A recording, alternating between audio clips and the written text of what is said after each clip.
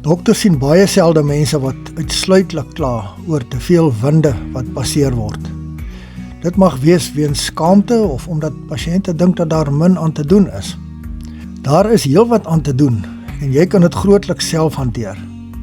Sekere kossoorte word eers in die groot darm deur bakterieë en fungi afgebreek en die proses gee gasse af wat dan vasgevang word totdat dit passeer kan word. Voordat ons behandeling hanteer, net eers 'n paar kort woorde oor watter kossoorte erger gas veroorsaak. Onthou egter dat elke individu uniek is. Stysels, suikers en veselryke kos mag gasvorming veroorsaak of dit vererger. Allergieë soos laktose onverdraagsaamheid mag flatus veroorsaak en die vermyding van suiwelprodukte mag die probleem verlig. Terloops, flatus is die groot woord vir gas wat in die groot darm ophoop.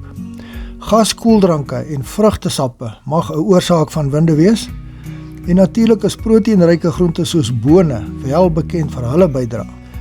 Dit mag selfs wys wees om vir 5 dae 'n proef aan te pak deur net vleis te eet en geen groente nie en om sodoende dan agter te kom of plantvesel in groente dalk die probleem veroorsaak.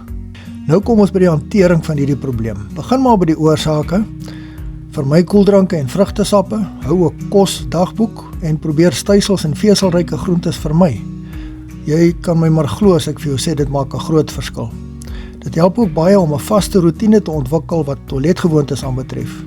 Jou groot darm is soos 'n kind wat gehoorsaam is as 'n mens 'n vaste roetine afdwing en dit kan regtig baie help. Vervolgens is gemmer iets wat nogal help vir winderigheid, maar probeer gerus weefselsoute nommers 2, 6 en 8.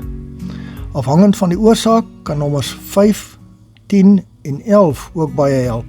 As jy regtig erge probleme het, kan jy by jou apteek houtskool kapsules probeer kry. Dit absorbeer gas in die groot darm en kan op die korter termyn regtig baie verleentheid help vir my. Ek hoop jy is binnekort gasvry. Sterkte!